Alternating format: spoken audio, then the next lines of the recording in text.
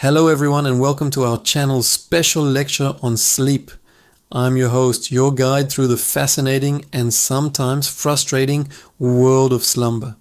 Now you might be thinking, a lecture on sleep? Sounds like the perfect cure for insomnia.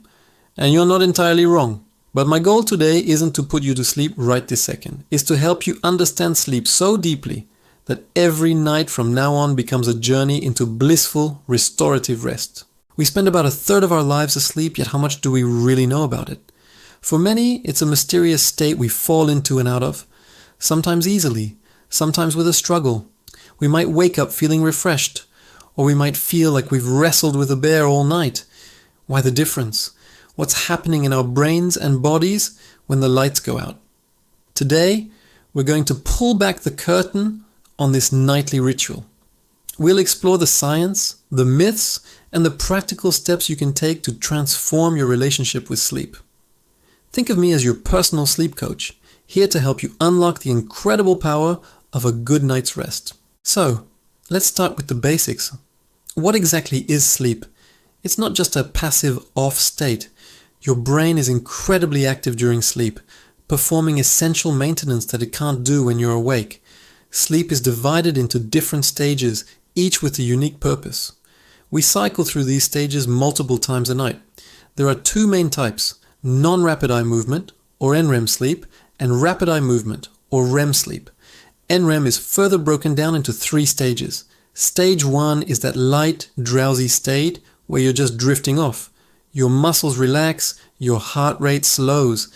It's easy to be woken up from this stage. Stage 2 is a bit deeper.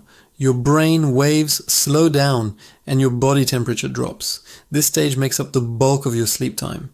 Then we get to stage 3, also known as deep sleep.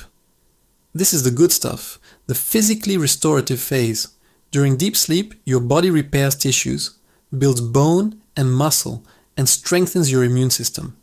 Your brain clears out waste products that build up during the day, including beta amyloid, a protein linked to Alzheimer's disease. Think of it as your brain's nightly cleaning crew coming in to tidy up. If you've ever been woken up from deep sleep, you know how groggy and disoriented you feel. That's because your brain was in the middle of some very important work. Getting enough deep sleep is crucial for feeling physically refreshed and ready to tackle the day. After cycling through the NREM stages, we enter the magical world of REM sleep. This is when most of our vivid dreaming occurs. Your eyes move rapidly back and forth behind your closed eyelids, which is where the name comes from. Your body, however, is essentially paralyzed. A clever safety mechanism to prevent you from acting out your dreams. Imagine chasing a soccer ball or running from a monster in your bedroom. Not ideal. REM sleep is vital for our minds. It's where we consolidate memories, process emotions, and enhance our creativity and problem-solving skills. It's like your brain is filing away the important information from the day and making connections that you wouldn't make when you're awake. Ever heard the phrase sleep on it? That's the power of REM sleep at work. This entire cycle, from light sleep to deep sleep, and then to REM, takes about 90 to 110 minutes. We repeat this cycle 4 to 6 times a night. Interestingly, the composition of these cycles changes as the night progresses. In the first half of the night, we spend more time in deep, physically restorative sleep. In the second half, closer to morning, our REM stages get longer and longer. This is why you might wake up remembering a dream. You were likely in your final REM cycle. This structure highlights how important it is to get a full, uninterrupted night of sleep. Cutting your sleep short, even by an hour, often means you're sacrificing that crucial REM sleep. Now that we understand the what, let's talk about the why. Why do we need to do all this? The benefits are staggering. Good sleep improves just about every aspect of your life. Cognitively, it boosts your memory, attention, and decision making. Emotionally, it helps regulate your mood, reducing irritability and anxiety. Physically, it strengthens your immune system, helps maintain a healthy weight by regulating hunger hormones, and lowers your risk for chronic illnesses like heart disease and diabetes. On the flip side, sleep deprivation is a disaster. It impairs your judgment as much as being drunk, crushes your creativity, makes you emotionally volatile, and weakens your body's defenses. It's not a badge of honor to function on 4 hours of sleep. It's a serious health risk. So, how can we improve our sleep? This is where sleep hygiene comes in.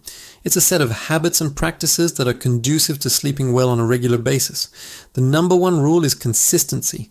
Go to bed and wake up at the same time every day, even on weekends. Yes, even on weekends. This stabilizes your internal body clock or circadian rhythm, making it easier to fall asleep and wake up naturally. Your body loves a routine. When it knows what to expect, it can prepare for sleep and wakefulness much more efficiently. Fighting your natural rhythm is like trying to swim against a current. Exhausting and ineffective. Next, let's talk about your bedroom environment. It should be a sanctuary for sleep. This means it needs to be cool, dark, and quiet. Our bodies are programmed to sleep when it's dark. Any light, especially the blue light from screens, can trick your brain into thinking it's still daytime, suppressing the production of melatonin, the hormone that makes you sleepy. So, an hour before bed, put away your phone, your tablet, and your laptop. Dim the lights in your house. Use blackout curtains or an eye mask to block out any external light. Keep your room cool, ideally between 60 and 67 degrees Fahrenheit or 15 to 19 degrees Celsius. A slight drop in body temperature helps initiate sleep. And finally, minimize noise with earplugs or a white noise machine if needed. Your pre-sleep ritual is also incredibly important. You can't expect to go from 100 miles an hour to 0 in a matter of seconds. You need a wind-down period. This could be anything that you find relaxing. Maybe it's reading a book, a physical book, not on a screen, or taking a warm bath. The rise and subsequent fall in body temperature after a warm bath can help you feel sleepy. You could listen to calming music, do some light stretching, or practice meditation and deep breathing exercises. The goal is to signal to your body and mind that it's time to transition from the activity of the day to the restfulness of the night. This ritual becomes a powerful cue for sleep. Let's also touch on diet and exercise. What you consume during the day matters. Avoid heavy meals, caffeine, and alcohol close to bedtime. Caffeine is a stimulant that can stay in your system for hours, disrupting your ability to fall asleep. While alcohol might make you feel drowsy initially, it severely disrupts your sleep later in the night, particularly REM sleep, leading to a less restorative night overall.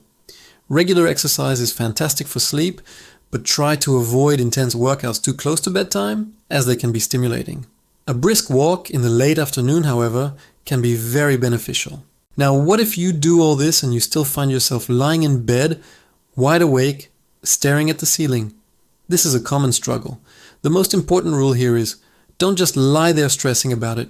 If you haven't fallen asleep within about 20 minutes, get out of bed, go to another room and do something quiet and relaxing in dim light, like reading or listening to calm music. Don't turn on bright lights or look at your phone. The idea is to break the association between your bed and the feeling of frustrated wakefulness.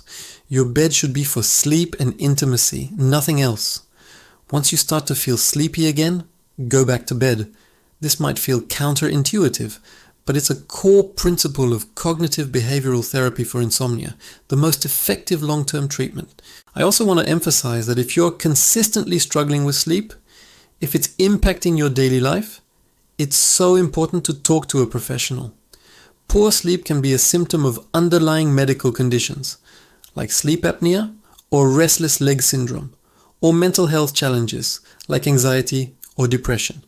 There's no shame in seeking help. A doctor or a sleep specialist can provide a proper diagnosis and guide you toward the right treatment. Remember, taking care of your sleep is a fundamental part of taking care of your overall health and well-being. So let's recap the journey we've taken today. We've learned that sleep is an active, vital process with distinct stages, each serving a critical function for our body and mind. We've seen how crucial a full night's sleep is for our health, happiness, and performance.